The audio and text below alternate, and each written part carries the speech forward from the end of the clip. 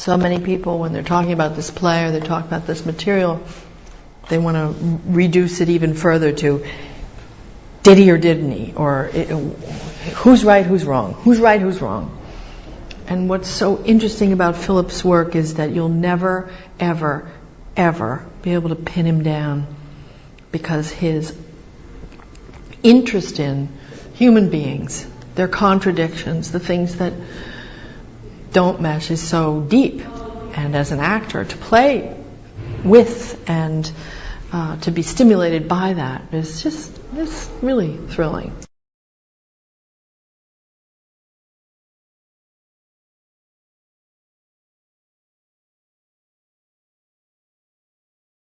The Habit took me a long time to get dressed, longer than The Devil Wears Prada, which I thought I would die getting dressed for that movie every day. You know, between the shoes and the hats and the belt and the thing. This was much more intricate and precise. Everything, there's so many layers to this that you don't see underneath everything. And to feel it, and to feel that the ritual of putting on the habit is part of the ritual of the day. It's part of like the stations of the cross. You get ready to be this servant of God. And you begin it from the moment your feet touch the floor out of bed in the morning. And that was preparation for the part, you know. And I loved wearing it.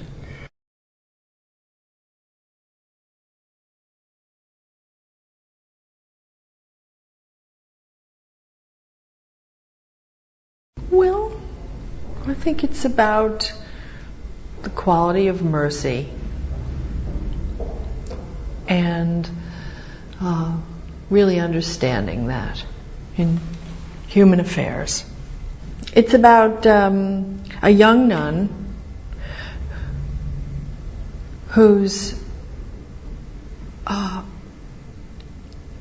assigned herself to a life that she feels she understands, that's proscribed, that suddenly doesn't seem like what she signed up for.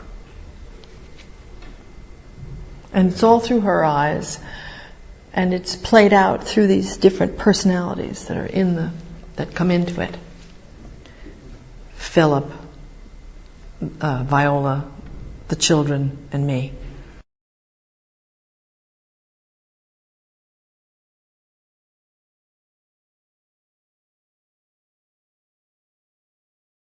I felt for her as an actress, as well as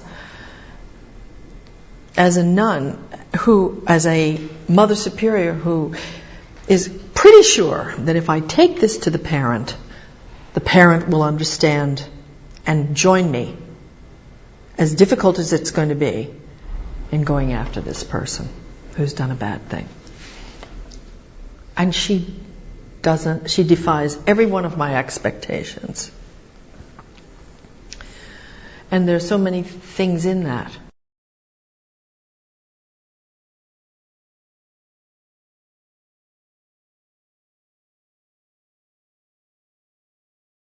I mean, I'm trying to think of anybody else who can convey being truly innocent, being really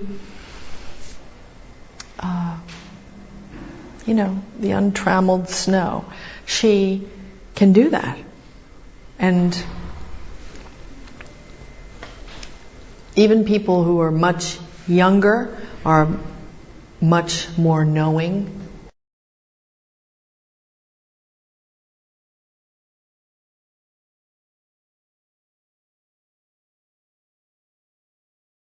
Oh yeah, it was very, very helpful.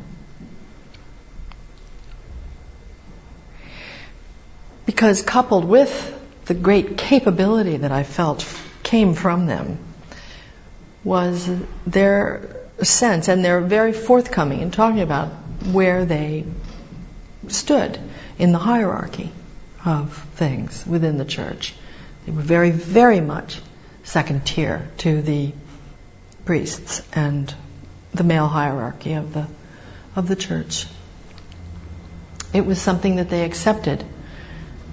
And when I spoke to some of them who were more forthcoming, it chafed. They chafed under that. And so all of that was very valuable for Sister Aloysius.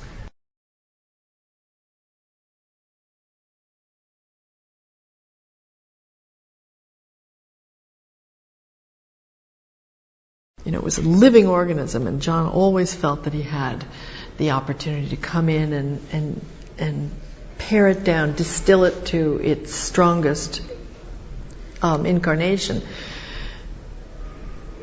And then the really astounding thing is that as its playwright, as its parent, he just completely opened it up in a different way, including adding characters, adding scenes, adding the children of the school, which is a huge change.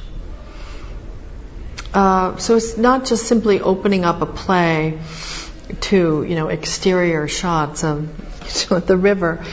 It's introducing another major character, which in the play you never see any children. And in this,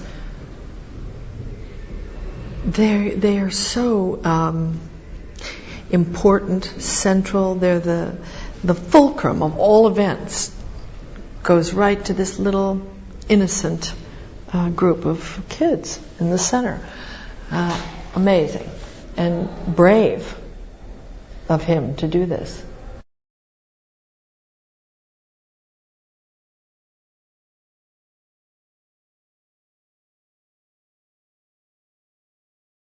Well, the first thing I thought when I saw the movie, because, I was involved in the emotion of it and its argument and its passions and all those things, what I wasn't prepared for was its beauty. It's really, Roger Deakins, the cinematographer,